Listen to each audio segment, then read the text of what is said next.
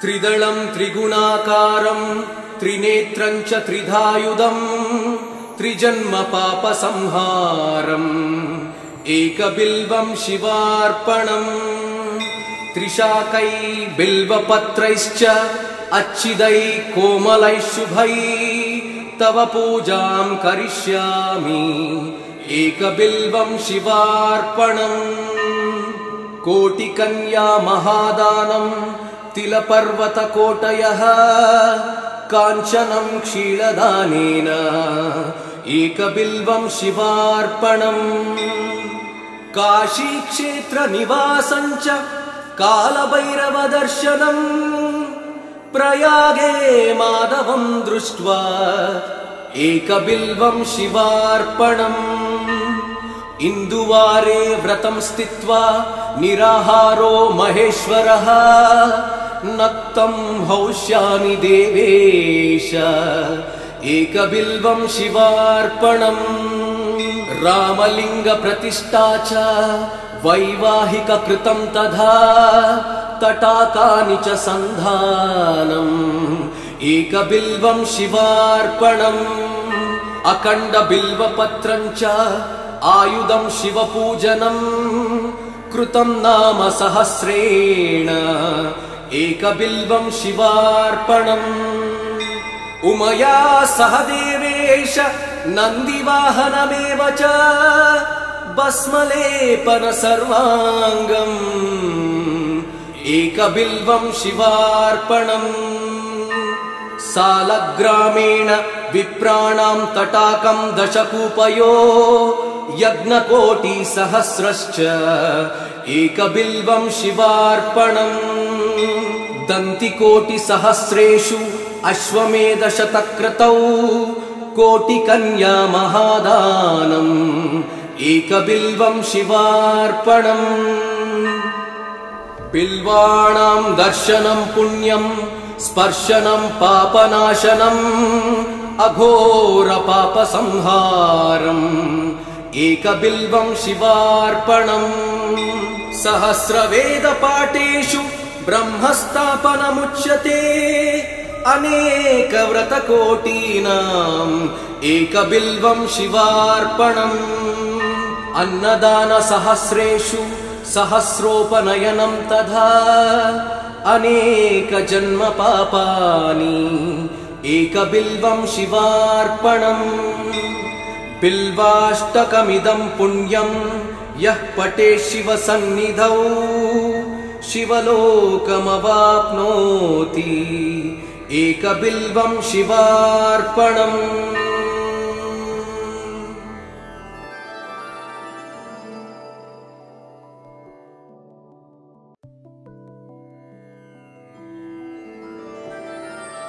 त्रिदलं त्रिगुणाकारं त्रिनेत्रं च त्रिधायुधं त्रिजन्म पापसंहारम्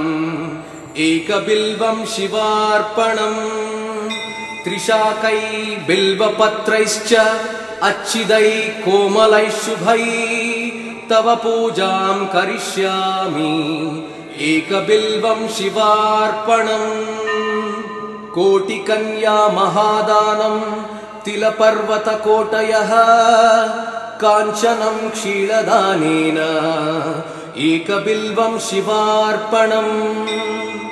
काशीक्षेत्रनिवासं च कालभैरवदर्शनम् प्रयागे माधवं दृष्ट्वा एकबिल्वं शिवार्पणम् इन्दुवारे व्रतं स्थित्वा निराहारो महेश्वरः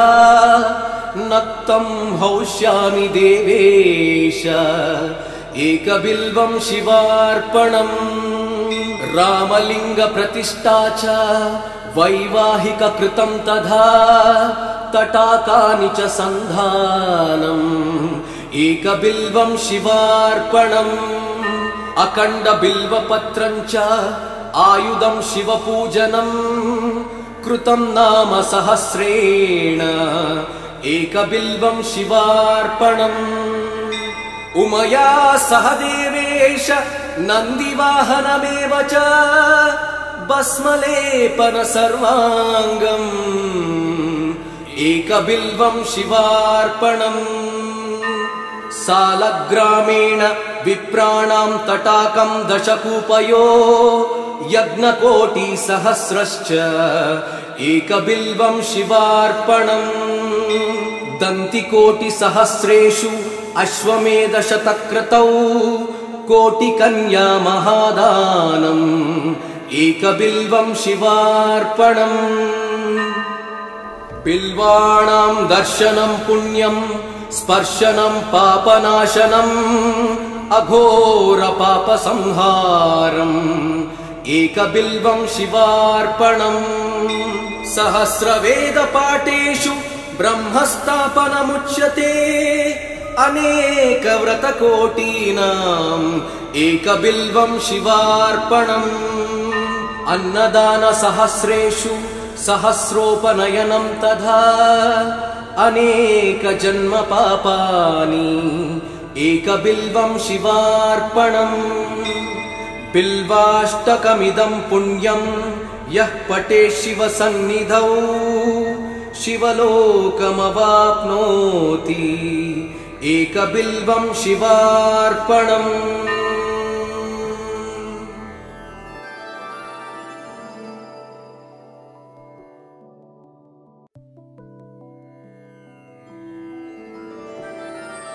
त्रिदलं त्रिगुणाकारं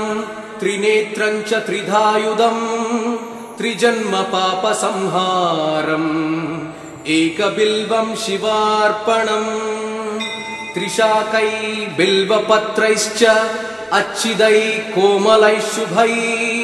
तव पूजां करिष्यामि एकबिल्वं शिवार्पणम् कोटिकन्या महादानं तिलपर्वतकोटयः काञ्चनं क्षीरदानेन एकबिल्वं शिवार्पणम् काशीक्षेत्रनिवासं च कालभैरवदर्शनम् प्रयागे माधवं दृष्ट्वा एकबिल्वं शिवार्पणम् इन्दुवारे व्रतं स्थित्वा निराहारो महेश्वरः नक्तं हौष्यामि देवेश एकबिल्वं शिवार्पणम् रामलिङ्गप्रतिष्ठा च वैवाहिककृतं तथा तटाकानि च सन्धानम् एकबिल्वं शिवार्पणम् अखण्डबिल्वपत्रं च आयुधं शिवपूजनं कृतं नाम सहस्रेण एकबिल्वं शिवार्पणम् उमया सह देवेश नन्दिवाहनमेव च भस्मलेपन सर्वाङ्गम् एकबिल्वं शिवार्पणम् सालग्रामेण विप्राणां तटाकं दशकूपयो यज्ञकोटिसहस्रश्च एकबिल्वं शिवार्पणम् दन्तिकोटिसहस्रेषु अश्वमेधशतक्रतौ कोटिकन्या महादानम् एकबिल्वं शिवार्पणम् बिल्वाणां दर्शनं पुण्यं स्पर्शनं पापनाशनम् अघोरपापसंहारम् एकबिल्वं शिवार्पणम् सहस्रवेदपाठेषु ब्रह्मस्थापनमुच्यते अनेकव्रतकोटीनाम् एकबिल्वं शिवार्पणम् अन्नदानसहस्रेषु सहस्रोपनयनं तथा अनेकजन्मपापानि एकबिल्वं शिवार्पणम् बिल्वाष्टकमिदं पुण्यं यः पठेत् शिवसन्निधौ शिवलोकमवाप्नोति एकबिल्वं शिवार्पणम्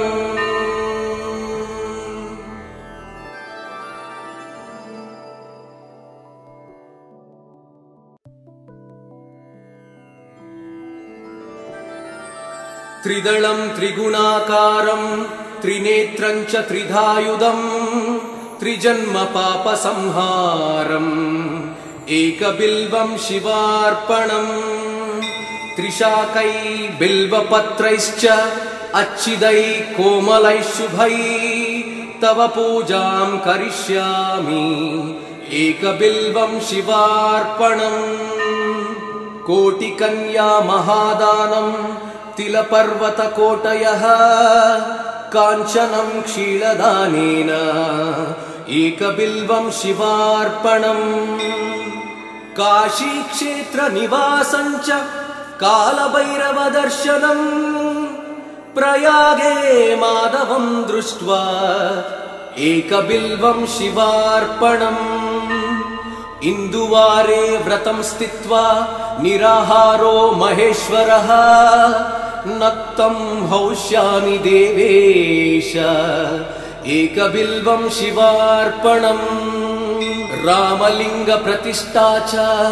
वैवाहिककृतं तथा तटाकानि च सन्धानम् एकबिल्वं शिवार्पणम् अखण्डबिल्वपत्रं च आयुधं शिवपूजनं कृतं नाम सहस्रेण एकबिल्वं शिवार्पणम् उमया सह देवेश नन्दिवाहनमेव च भस्मलेपन सर्वाङ्गम् एकबिल्वं शिवार्पणम् सालग्रामेण विप्राणां तटाकं दशकूपयो यज्ञकोटिसहस्रश्च एकबिल्वं शिवार्पणम् दन्तिकोटिसहस्रेषु अश्वमेधशतक्रतौ कोटिकन्या महादानम् एकबिल्वं शिवार्पणम् बिल्वाणां दर्शनं पुण्यं स्पर्शनं पापनाशनम् अघोरपापसंहारम् एकबिल्वं शिवार्पणम् सहस्रवेदपाठेषु ब्रह्मस्थापनमुच्यते अनेकव्रतकोटीनाम् एकबिल्वं शिवार्पणम् अन्नदानसहस्रेषु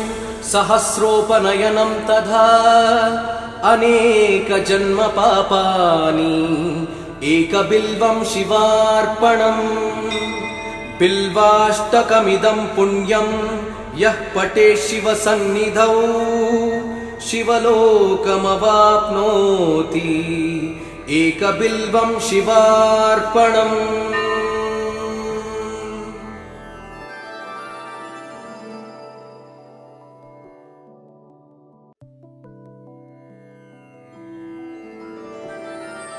त्रिदलं त्रिगुणाकारं त्रिनेत्रं च त्रिधायुधं त्रिजन्मपापसंहारम् एकबिल्वं शिवार्पणम् त्रिशाकै बिल्वपत्रैश्च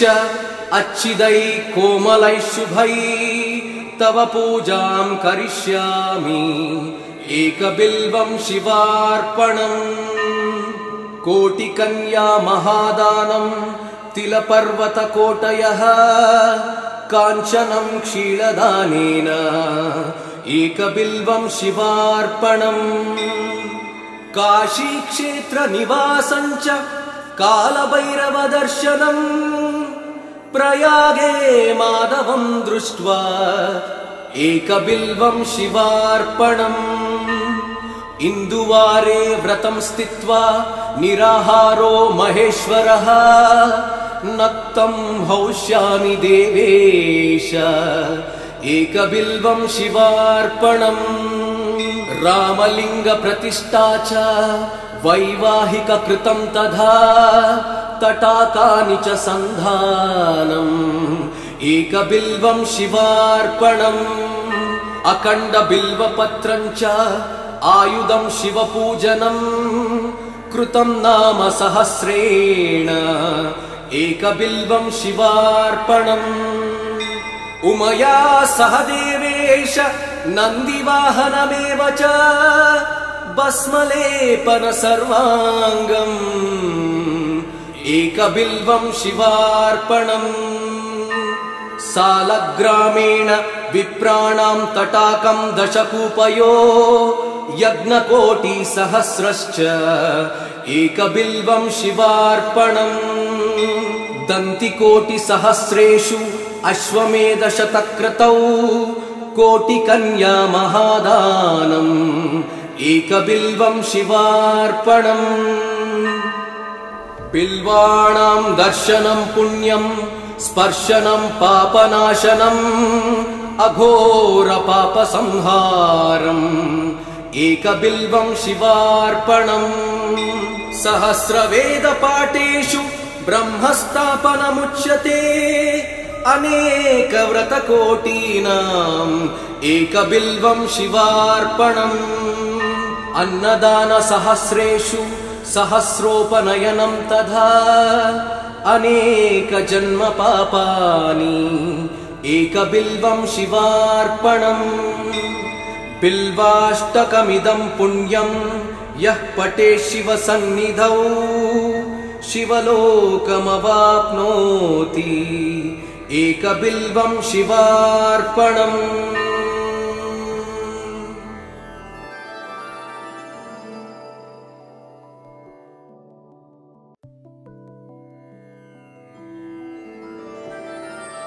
त्रिदलं त्रिगुणाकारं त्रिनेत्रं च त्रिधायुधं त्रिजन्मपापसंहारम् एकबिल्वं शिवार्पणम् त्रिशाकै बिल्वपत्रैश्च अच्छिदै कोमलैः शुभै तव पूजां करिष्यामि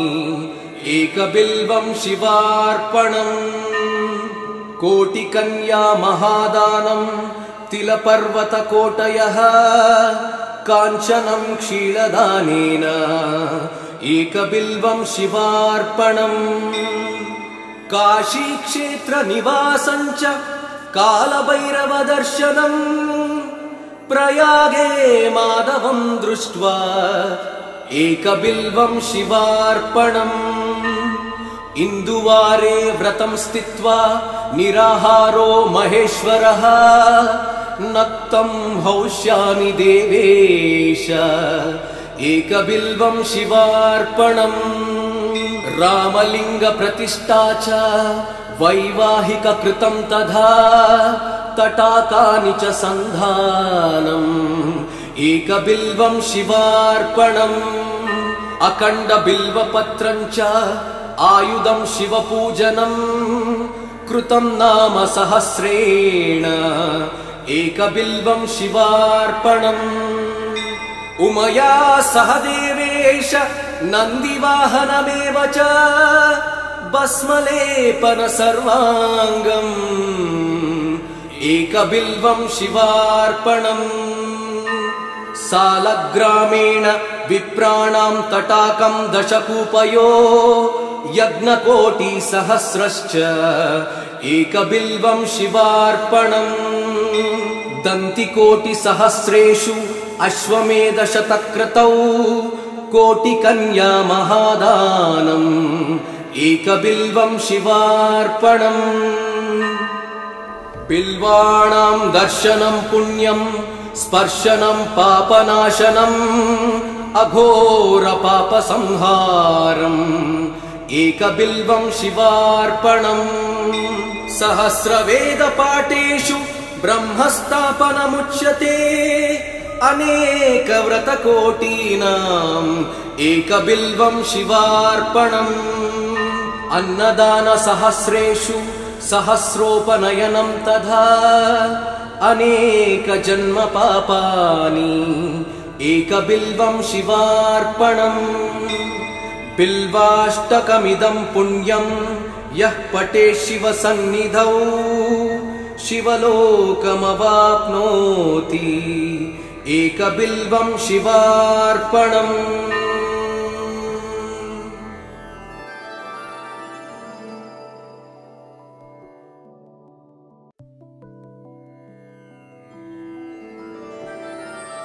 त्रिदलं त्रिगुणाकारं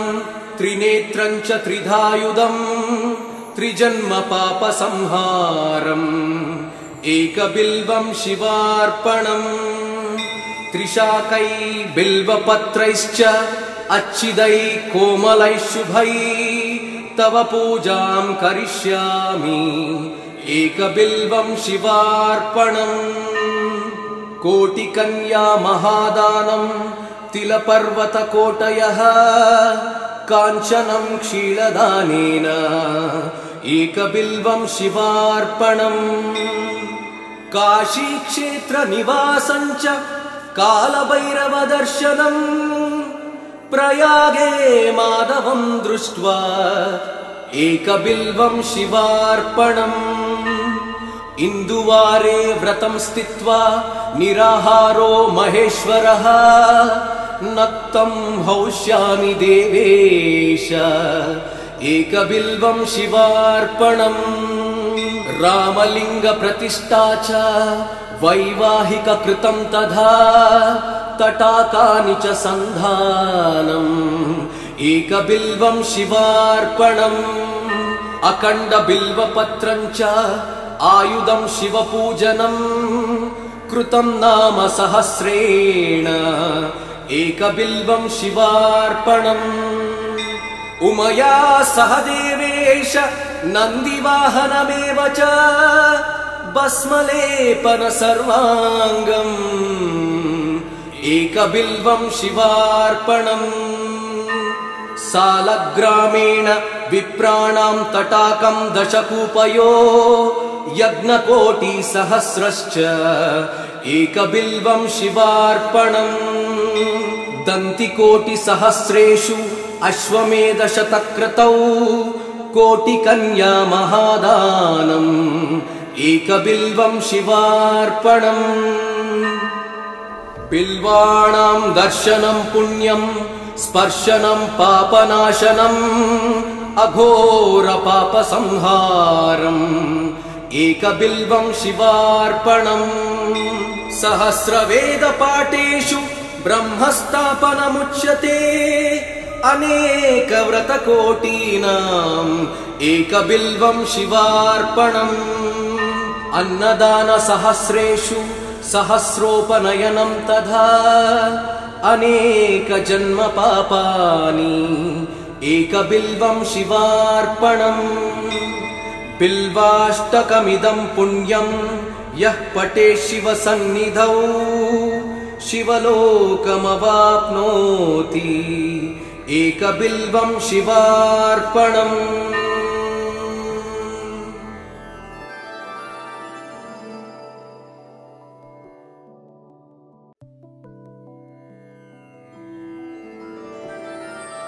त्रिदलं त्रिगुणाकारं त्रिनेत्रं च त्रिधायुधं त्रिजन्मपापसंहारम् एकबिल्वं शिवार्पणम् त्रिशाकै बिल्वपत्रैश्च अच्छिदै कोमलै शुभै तव पूजां करिष्यामि एकबिल्वं शिवार्पणम् कोटिकन्या महादानं तिलपर्वतकोटयः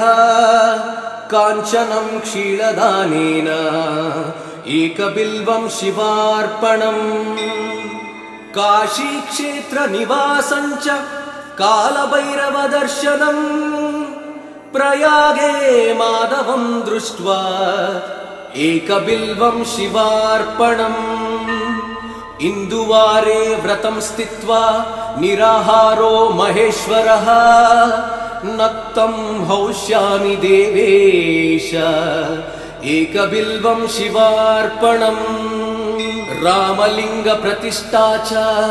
वैवाहिककृतं तथा तटाकानि च सन्धानम् एकबिल्वं शिवार्पणम्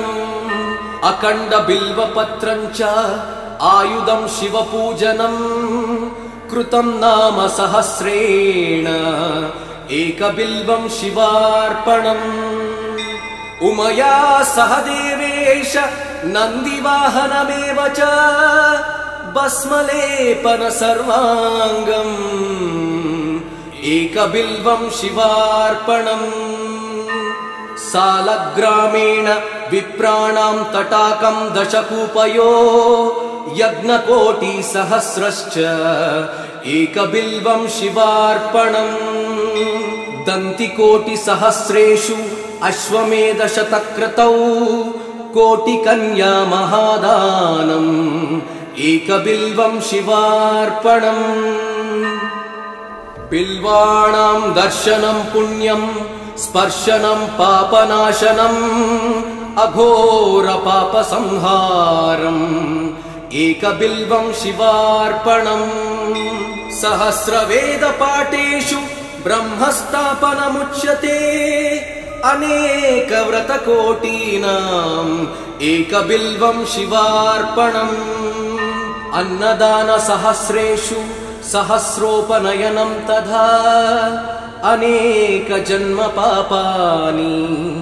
एकबिल्वं शिवार्पणम् बिल्वाष्टकमिदं पुण्यं यः पठेत् शिवसन्निधौ शिवलोकमवाप्नोति एकबिल्वं शिवार्पणम्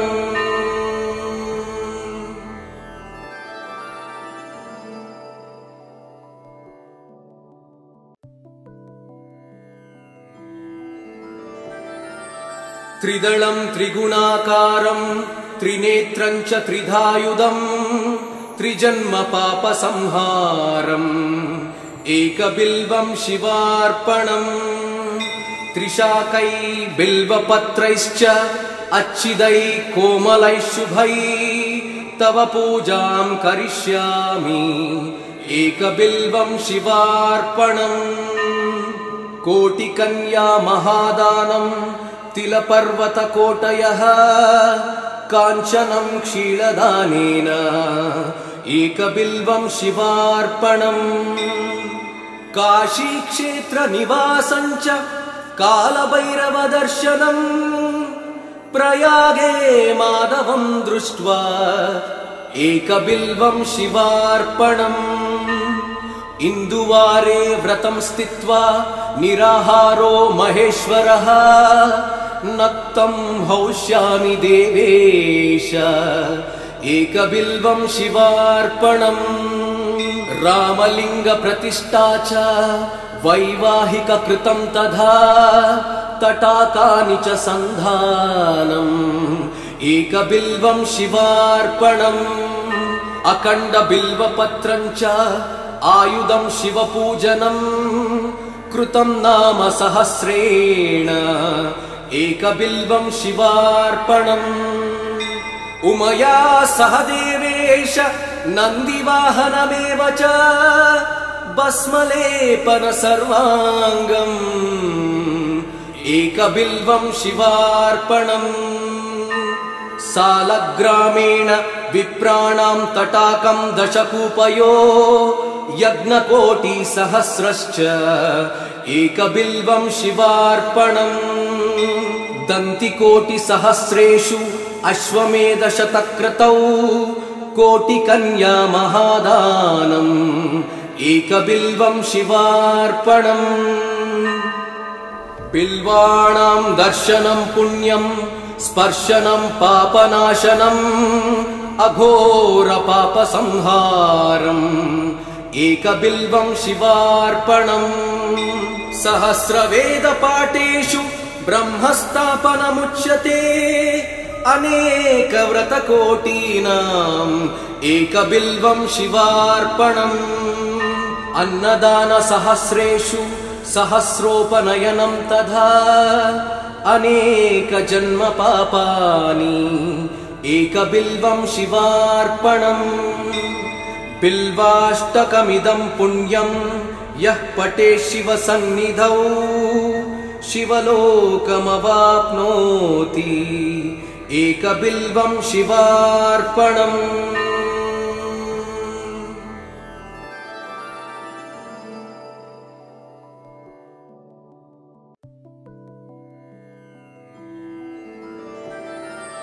त्रिदलं त्रिगुणाकारं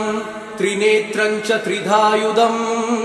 त्रिजन्मपापसंहारम् एकबिल्वं शिवार्पणम् त्रिशाकै बिल्वपत्रैश्च अच्छिदै कोमलै शुभै तव पूजां करिष्यामि एकबिल्वं शिवार्पणम् कोटिकन्या महादानं तिलपर्वतकोटयः काञ्चनं क्षीरदानेन एकबिल्वं शिवार्पणम् काशीक्षेत्रनिवासं च कालभैरवदर्शनम् प्रयागे माधवं दृष्ट्वा एकबिल्वं शिवार्पणम् इन्दुवारे व्रतं स्थित्वा निराहारो महेश्वरः नक्तं हौष्यामि देवेश एकबिल्वं शिवार्पणम् रामलिङ्गप्रतिष्ठा च वैवाहिककृतं तथा तटाकानि च सन्धानम् एकबिल्वं शिवार्पणम् अखण्डबिल्वपत्रं च आयुधं शिवपूजनम् कृतं नाम सहस्रेण एकबिल्वं शिवार्पणम् उमया सह देवेश नन्दिवाहनमेव च भस्मलेपन सर्वाङ्गम् एकबिल्वं शिवार्पणम् सालग्रामेण विप्राणां तटाकं दशकूपयो यज्ञकोटिसहस्रश्च एकबिल्वं शिवार्पणम् दन्तिकोटिसहस्रेषु अश्वमेधशतक्रतौ कोटिकन्या महादानम् एकबिल्वं शिवार्पणम् बिल्वाणां दर्शनं पुण्यं स्पर्शनं पापनाशनम् अघोरपापसंहारम् एकबिल्वं शिवार्पणम् सहस्रवेदपाठेषु ब्रह्मस्थापनमुच्यते अनेकव्रतकोटीनाम् एकबिल्वं शिवार्पणम् अन्नदानसहस्रेषु सहस्रोपनयनं तथा अनेकजन्मपापानि एकबिल्वं शिवार्पणम् बिल्वाष्टकमिदं पुण्यं यः पठेत् शिवसन्निधौ शिवलोकमवाप्नोति एकबिल्वं शिवार्पणम्